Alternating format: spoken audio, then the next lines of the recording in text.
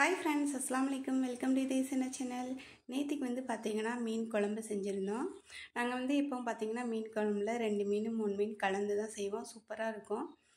மீனை சுத்தமாக கழுவி வச்சுட்டு இப்போ வந்து மீன் வறுவலுக்கு சரி மசாலா ரெடி பண்ணி ஊற வச்சுட்டோன்னா அதுக்கப்புறம் குழம்பு தாளித்து விட்டுக்கலான்னு மிளகு, ஜீரகம், பூண்டு, மஞ்சத்தூள், மிளகாத்தூள், அதுக்கப்புறம் கார்ன்ஃப்ளவர் மாவு, கொஞ்சமாக ஆயில் சேர்த்து பூண்டு சேர்த்துட்டு நல்லா மிக்சியில் ஃபைனாக அரைச்சிட்டு மசாலாவில் மீனை அப்ளை பண்ணிவிட்டு அதுக்கப்புறமா லெமன் புழிஞ்சு ஃப்ரிட்ஜில் ஒரு 10 நிமிஷம் ஊற வச்சாச்சு.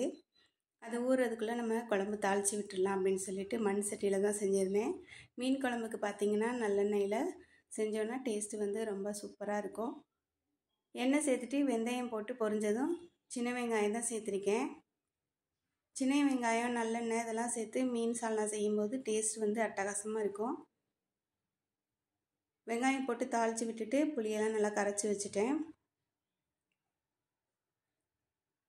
வெங்காயம் வந்து நல்லா சாஃப்டாக வதங்கிருச்சு. இப்போ வந்து கருவேப்பிலையும் நம்ம செடியில் பறித்த பழுத்த மிளகாய் இருக்குது. இந்த பழுத்த மிளகாய் பார்த்திங்கன்னா குழம்புல சேர்க்கும் போது டேஸ்ட்டு வந்து சூப்பராக இருக்குது. நல்ல கலர்ஃபுல்லாகவும் இருக்கும். வெங்காயம் நல்லா வதங்கினதுக்கப்புறமா கருவேப்பிலையும் தக்காளியும் சேர்த்துட்டேன். தக்காளி சேர்த்துட்டு உப்பு சேர்த்து வதக்கி விட்டோம்னா சீக்கிரமாக தக்காளி நல்லா சாஃப்டாக வெந்துடும். இப்போ இதுக்கு தேவையான மசாலா வந்து மஞ்சத்தூள், மிளகாத்தூள், மல்லித்தூள், தனி மிளகாய் தூள் தான் மீன் குழம்புக்கு சேர்க்கணும். அப்போ தான் டேஸ்ட்டு வந்து ரொம்ப சூப்பராக இருக்கும். இப்போ இந்த வந்து தக்காளியை இது மாதிரி நல்லா மசிச்சு விட்டோம்னா குழம்பு வந்து பார்த்திங்கன்னா நல்லா திக்காகவும் இருக்கும், நல்லா டேஸ்ட்டாகவும் இருக்கும். இப்போ இதெல்லாம் நல்லா வதங்கிருச்சு. இதில் வந்து மொச்சக்காயை வந்து சேர்த்துக்கிறேன். டேஸ்ட்டு வந்து செம்ம சூப்பராக இருந்ததுங்க. மண் சட்டியில் செஞ்சனால அதுவும் மொச்சக்காயும் சேர்த்துருக்கறனால மீன் குழம்பு வந்து செம்ம அருமையாக இருந்தது. நீங்கள் இது மாதிரி செஞ்சு பாருங்கள். புளி கரைச்சி வச்சதில் மீன் மசாலா சேர்த்துட்டு அதில் அந்த மசாலா மீதி இருந்ததை இதில் நல்லா கரைச்சி வச்சுருந்தேன். இப்போ இந்த புளி தண்ணி மசாலா எல்லாத்தையும் ஒன்றா மிக்ஸ் பண்ணி விட்டுடலாம். இந்த மொச்சக்காய் வேகிற அளவு தண்ணி சேர்த்துட்டு தேங்காய் பால் தான் இன்றைக்கி எடுத்து சேர்த்துருக்கேன். தேங்காய் அரைச்சிட்டு நல்லா பால் பிழிஞ்சு எடுத்துகிட்டு இதையும் இது கூட சேர்த்தாச்சு. மீன் குழம்பு ரெடி ஆயிடுச்சுங்க. செம்ம டேஸ்ட்டாக இருந்தது. மீன் வந்து ஒரே மீனாக சேர்க்காமல் 2-3 மீன் கலந்து மீன் குழம்பு வச்சு பாருங்கள், செம்ம சூப்பராக இருக்கும்.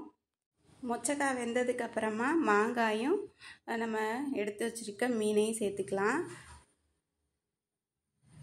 தலையை மட்டும் மீன் சால்னாவில் சேர்த்துட்டு வால், நடுத்துண்டெல்லாம் சேர்த்து வறுக்க எடுத்து வச்சுட்டேன். இப்போ இந்த சால்னா ரெடி ஆயிடுச்சுங்க. மசாலாவும் நல்லா ஊறிடுச்சு மீனில். இப்போ வந்து மீனையும் வறுத்து எடுத்தாச்சு. இதில் வந்து கொஞ்சம் கருவேப்பிலை சேர்த்துட்டோன்னா நல்லா வாசமாக இருக்கும். டேஸ்ட்டும் வந்து சூப்பராக இருக்கும்.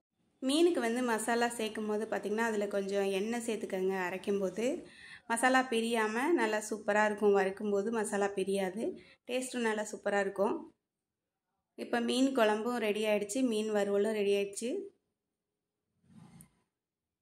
நீங்களும் மொச்சக்காய், மாங்காய் இதெல்லாம் சேர்த்து மீன் குழம்பு செஞ்சு பாருங்கள், செம்ம அல்டிமேட்டாக இருக்குங்க. நம்ம சேனலுக்கு சப்போர்ட் பண்ணுங்கள், சப்ஸ்கிரைப் பண்ணுங்கள், மறக்காமல் லைக் பண்ணுங்கள். நெக்ஸ்ட் வீடியோவில் பார்க்கலாம் ஃப்ரெண்ட்ஸ். தேங்க்யூ.